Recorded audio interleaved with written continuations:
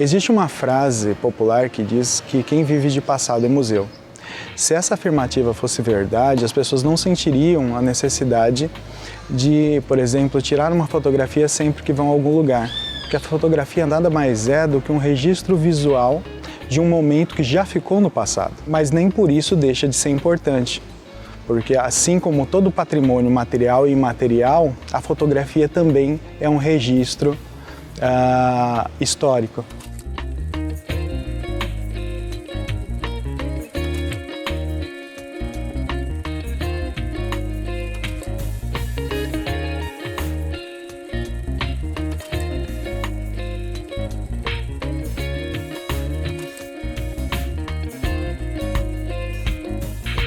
Patrimônio histórico é o título dado a bens materiais, imateriais e naturais de importância singular para uma nação, uma sociedade, uma comunidade ou um grupo de pessoas. Mas existem instrumentos que podem ser acionados para preservação, né? Eu acho que o mais famoso de todos é o tombamento. E ele acontece em vários níveis, né? Tem o tombamento federal, que é o mais conhecido, que é o IPHAN, que tomba. Tem o estado que também tomba, que é onde eu trabalho. A gente trabalha com bens, a maior parte são bens isolados, né? Então um ou outro imóvel, e a região do Porto é tombada em conjunto por nós, do estado. O município também tem uma política de tombamento de alguns imóveis, alguns espaços. Então o poder público, ele, através desses instrumentos, né, de tombamento, e também através de instrumentos urbanísticos de zoneamento mesmo, de não colocar usos indevidos ou que tenham muito impacto em determinadas áreas, ele pode fazer isso.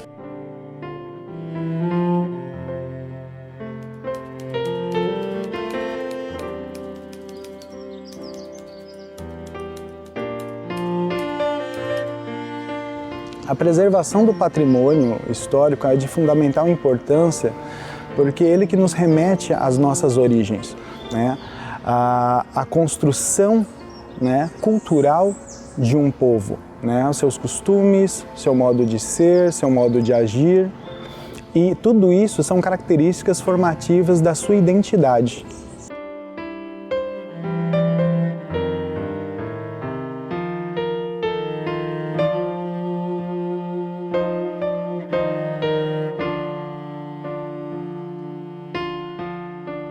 O Centro Histórico de Cuiabá, ele foi tombado, né, em 1992 pelo IPHAN, e no seu entorno, dentro dessa área protegida, tem em torno de 400 edificações, nem todas são tombadas, né, que é na verdade esse mecanismo legal de preservação que se chama tombamento, mas nós temos em torno, entre a legislação, entre o tombamento municipal e estadual, 45 imóveis tombados, né?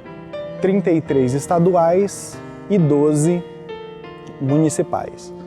Nós podemos dizer entre os mais emblemáticos, né, da nossa cidade aí, a Igreja do Rosário, a Igreja Matriz, a Igreja do Bom Despacho, o Clube Dom Bosco, a Casa Dom Aquino, o antigo prédio que abrigou o Grupo Escolar Senador Azeredo, na Rua 13 de Junho, e, é claro, o Sesc Arsenal.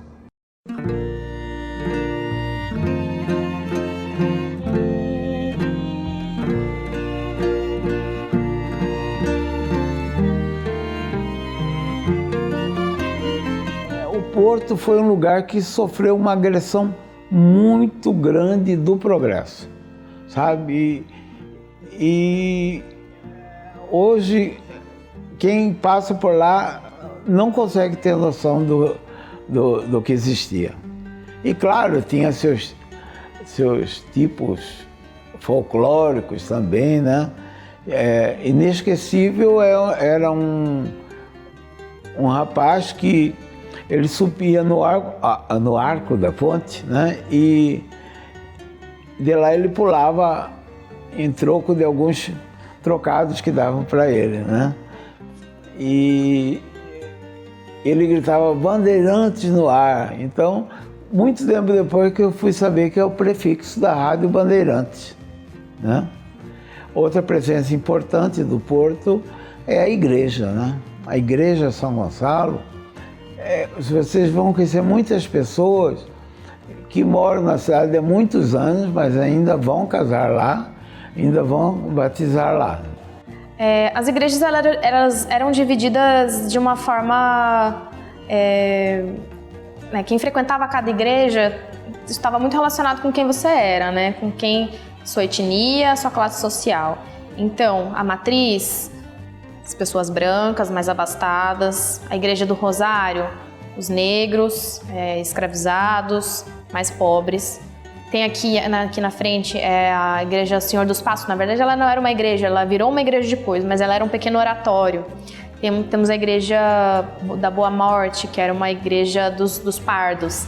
Então, havia não uma hierarquização, sim, mas uma segmentação também de quem frequentava cada igreja, mas por segmentos da sociedade. Então, por isso que a gente tem várias igrejas, porque cada tipo de pessoa poderia frequentar somente um tipo de espaço privado, porque é uma igreja, mas de uso público, porque teoricamente, ela é aberta, né?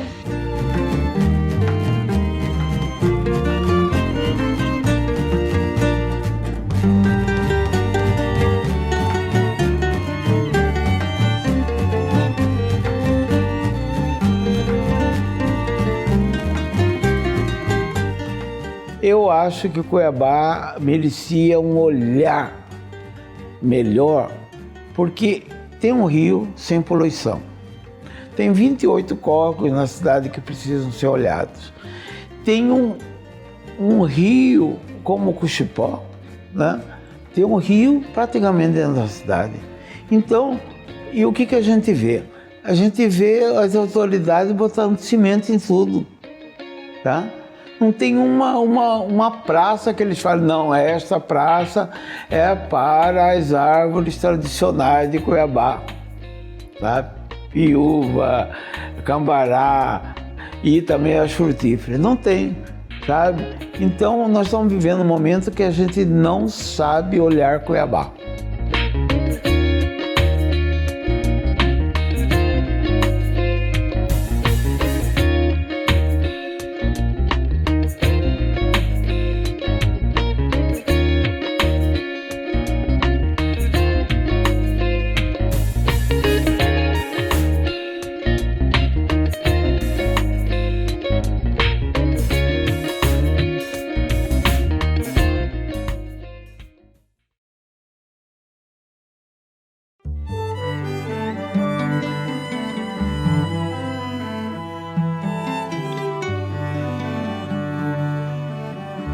Quando eu era criança, Cuiabá tinha menos que 100 mil pessoas, habitantes, né? E nos anos 70 para os anos 80, 85, a cidade foi para quase meio milhão. Praticamente foi um pulo de 400% em 15 anos. Da década de 70 até a década de 90, assim, a população ela vai se multiplicar várias vezes.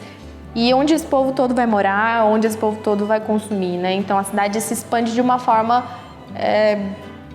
de certa forma, ordenada, mas ainda eu acredito que ainda é um pouco insuficiente. Assim, foram gerados muitos vazios urbanos, áreas muito longe do centro, algumas áreas de especulação. Teve várias levas, né? O Marcha para o Leste, o chamado do Júlio Campos para povoar o Nortão e tal. Mas é a característica da cidade ela receber.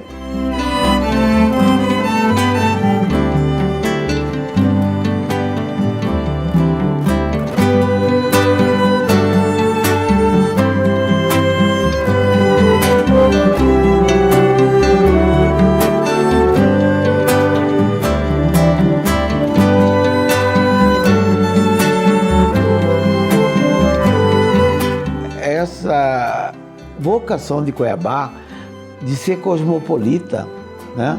A gente reclama muito do patrimônio histórico, mas é muito mais difícil para Cuiabá do que para Ouro Preto manter porque a cidade, o progresso chegou chegando, chegou batendo, chegou, como diz Caetano, destruindo, erguendo e destruindo coisas belas, aquela coisa, né? Eu acho que a gente pode começar até um pouquinho antes, quando a catedral foi implodida, né? Disseram que ela iria cair, colocaram dinamite e ela não caiu. Precisaram dar uma outra carga. Então, com aquilo, Cuiabá, de uma certa forma, renega um certo passado que tinha uma certa história, poderia ser muito, muito bonita, mas foi uma forma que a gente não soube compatibilizar, manter uma forma comunitária com o progresso que estava chegando.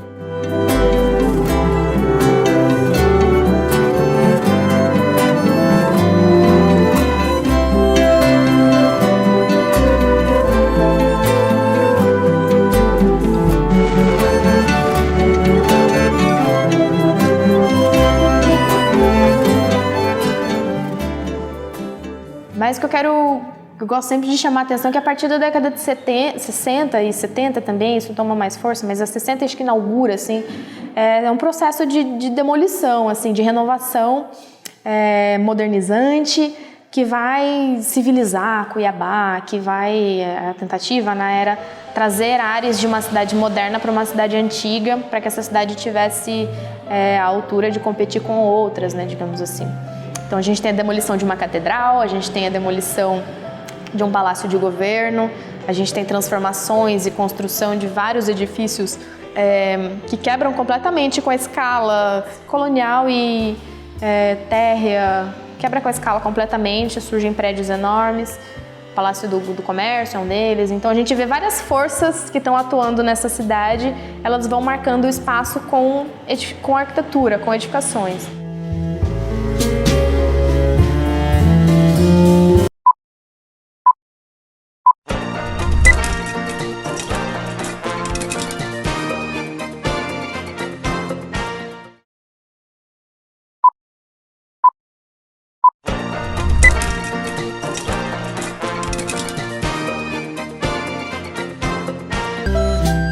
Para mim isso é bastante simbólico, assim.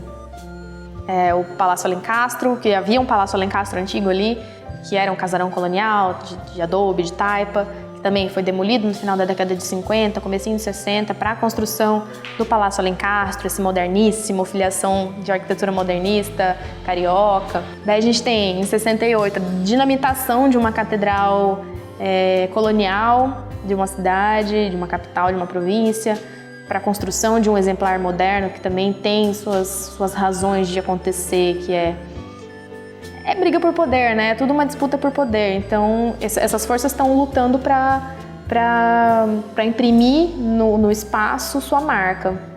E também ali no mesmo tem o Palácio do Comércio. Eu acho que são três grandes forças, assim.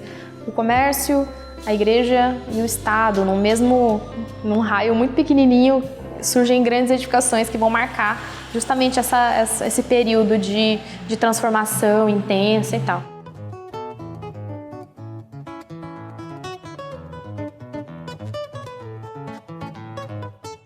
Mas na década de 70 o que eu vejo são duas grandes pontos de tensão, assim. Tem a construção do CPA, que é o Centro Político Administrativo, que vai tirar do centro histórico a função de centro administrativo da cidade, com a construção do Palácio do Governo, de órgãos públicos, enfim, tudo vai para lá, a 3 quilômetros do centro. Existe um projeto de uma nova cidade com conjuntos habitacionais e uma grande avenida ligando tudo isso, uma coisa meio Brasília, assim. Mas esse era o plano, sair do centro e ocupar lá de uma forma organizada para justamente preservar esse centro. E junto com o CPA, na mesma época, na mesma década, a gente tem o FMT, que é a implantação da Universidade Federal aqui, né, em Cuiabá. Então, ela no extremo sul da cidade, fora do perímetro urbano, vários quilômetros longe do centro, vai ter essa cidade universitária que norteou também a ocupação, o adensamento ao longo de toda essa avenida e toda aquela região para justamente servir a esse campus universitário. Então, seria um triângulo, né? O CPA, o centro e a UFMT.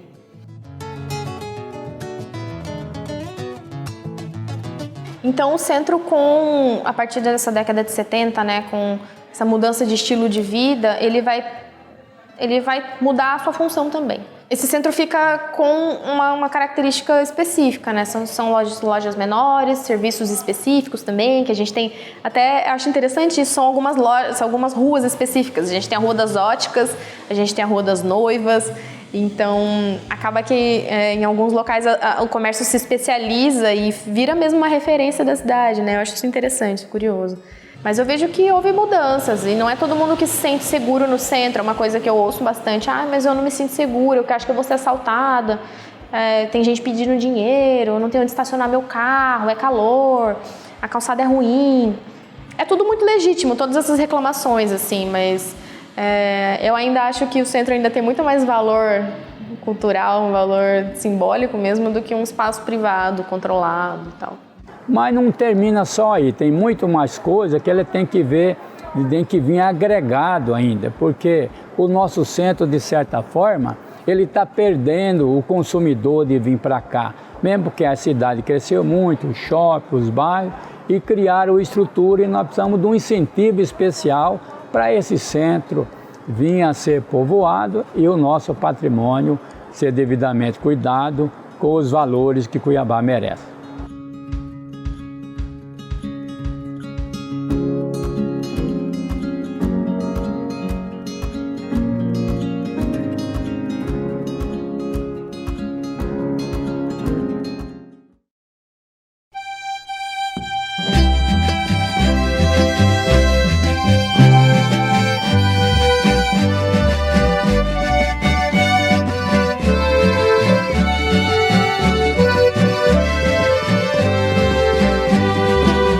Quando criaram a lei de tombamento, ela foi uma coisa assim aleatória. Não foi envolvido o poder público, não foi envolvido os donos de imóveis, não foi envolvido o comércio. Foi uma lei que precisava ser preservada, fizeram e tal. E ela está trazendo até hoje muitas dificuldades para os proprietários dos casarios de Cuiabá, principalmente nessa área central de Cuiabá, onde nós temos mais de 600 imóveis aqui no centro histórico. Tem problemas, tem conflitos? Sempre tem. Mas também tem uma coisa da população também de reconhecimento, né? Eu acho que não é só a função do... Não sou só eu que acho, né? Isso é a Constituição que fala. Não é só a função do Estado preservar. Claro que o Estado tem sua função, sim. Mas também a sociedade tem seu dever de preservar sua memória. Então, eu acho que o grande problema é como que a gente junta essas duas esferas, né? A pública e a privada no sentido de sociedade no amplo sentido, né?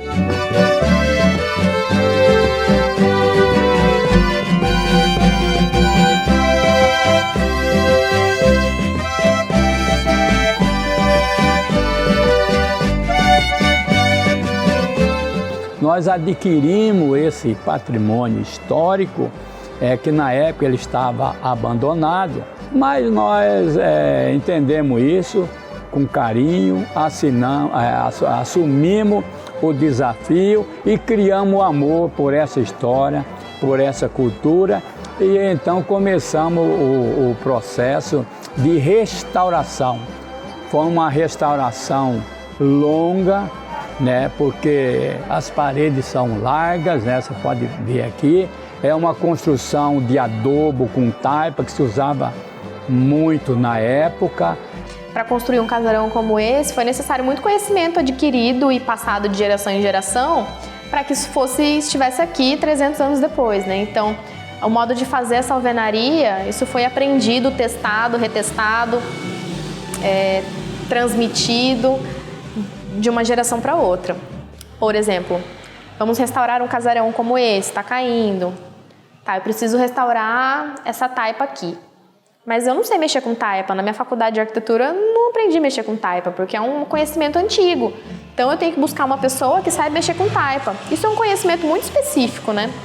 Alguém que saiba mexer com telhado, com esse tipo de telhado, ou esse tipo de madeira, ou esse tipo de piso. Então, é um problema aí quando esses conhecimentos eles não são passados de uma geração para outra, ou também não estão numa grade curricular ou no conhecimento geral, assim. Isso gera problemas para a gente executar obras, para a gente fazer projetos bem feitos, para a gente dar manutenção da forma correta nesses bens.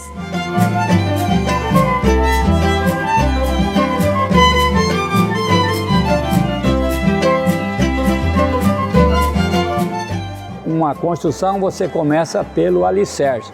Aqui não, nós tivemos que fazer o alicerce para suportar uma obra que tem praticamente quase a história de Cuiabá. Então, a gente adquiriu a amar essa forma de fazer a coisa, de recuperar, de restaurar todo esse patrimônio, como eu já disse, em respeito à cultura da nossa gente cuiabana. E isso aqui é uma reforma que, para chegar nesse ponto, ela demorou praticamente 8 anos até a gente inaugurar essa obra, voltando inclusive algumas características originais da época. Foi uma coisa que nós pensamos muito em fazer isso, inclusive com relação a essas madeiras que você vai ver aqui que existe aqui, são madeiras na época chamada de cabreúva. Essa madeira existe ela ainda aqui no Morro da Luz, que aqui em volta do córrego da Prainha era alimentado por essas madeiras aqui, existe muita árvore de cabreúva. Aí o mestre Pedro descobriu isso e nós fomos buscar novamente a madeira original para colocar a cabreúva dentro de todo esse trabalho arquitetônico e cultural. A gente tem que encontrar formas de preservar o que é de fato fundamental e como a gente trata isso, né? As mudanças vão acontecer porque o tempo não para e a gente precisa de fato adaptar os espaços aos nossos usos de hoje. Isso é legítimo, isso é completamente normal, né?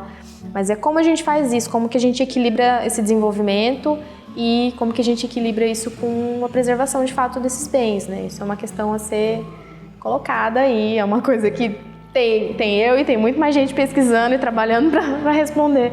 Eu não tenho uma resposta.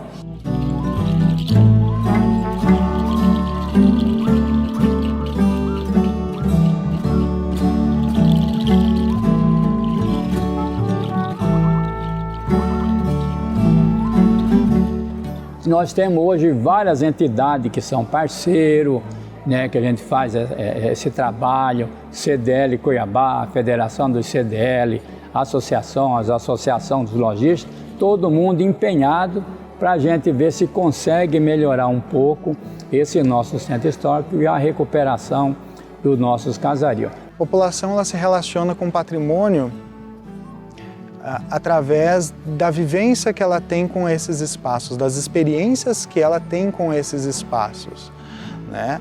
Na verdade, as pessoas elas criam um vínculo com esses espaços a partir dessas vivências e é isso, na verdade, até inclusive mais do que o próprio tombamento, é o que faz com que esses patrimônios, esses edifícios ou até mesmo a cultura imaterial, os modos de fazer, de ser, enfim, permaneçam, sejam passados de geração em geração, sejam perpetuados.